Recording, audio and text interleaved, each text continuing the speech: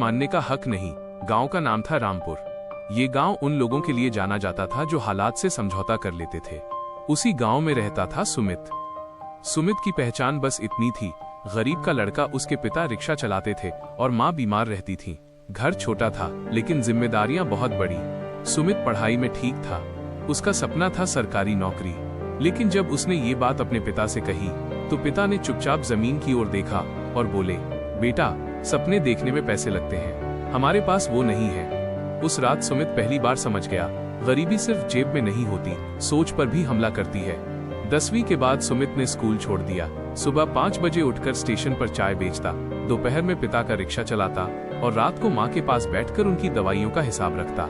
एक दिन स्टेशन पर एक बुजुर्ग ने उससे पूछा, पढ़ाई क्यों छोड़ दी बेटा? सुमित ने मुस्कुराकर कहा, जिंदगी पढ़ा रही है साहब। बुजुर्ग चुप हो गए, लेकिन जाते जाते बोले, जो सीखता रहता है वही आगे निकलता है। एक दिन माँ की हालत ज्यादा बिगड़ गई। अस्पताल ने एडमिट करने से मना कर दिया, पैसे नहीं थे। सुमित बाहर बैठा रो रहा था। उसी समय उसने खुद से कहा, अगर आज भी मैं हार गया तो सारी जिंदगी हालात मुझे हराते रहेंगे। उस रात उसने फैसला किया, अब थकने का नहीं, बदलने का समय है। सुमित ने स्टेशन की चाय की दुकान पर आने वाले लोगों को ध्यान से देखना शुरू किया। वो सुनता, बिजनेस की बातें, नौकरी की तैयारी, मेहनत की कहानियां। रात को मोबाइल पर फ्री में गणित सीखा, रीजनिंग सीखी, मोटिवेशन सुना। लोग हंसते, चाय बेचने वाला अफसर बनेगा। सुमित मन में बोलता, आज चाय बेच रहा हूँ, कल अपनी किस्मत बदलूंगा। सुमित ने स्टेशन पर एक नया तरीका अपनाया। अब वो साफ कप देता, मीठा पूछकर डालता, मुस्कुराकर बात करता। धीरे धीरे उसकी दुकान सबसे ज्यादा चलने लगी। उसने थोड़े पैसे बचाए और माँ का इलाज शुरू कराया। माँ ने एक दिन कहा, बेटा, तुझे देखकर लगता है भगवान अभी हमसे नाराज नहीं हुआ। सुमित ने 2 साल तक लगातार पढ़ाई की, दिन में काम, रात में पढ़ाई।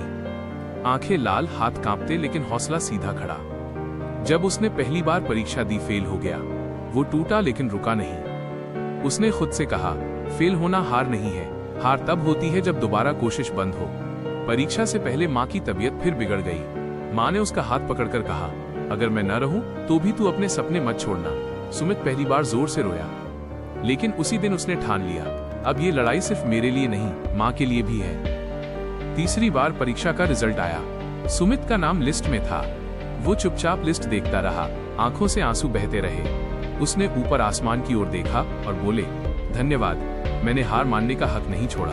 आज सुमित एक सरकारी अफसर है, लेकिन वो अब भी स्टेशन जाता है। वहां खड़े लड़कों से कहता है, हालात तुम्हें रोक सकते हैं लेकिन तुम्हारी कोशिश को नहीं। सीख, जिंदगी कितनी भी मुश्किल हो, अगर आप खुद से हार नहीं मानते तो एक दिन हालात हार मान लेते हैं। क्या आप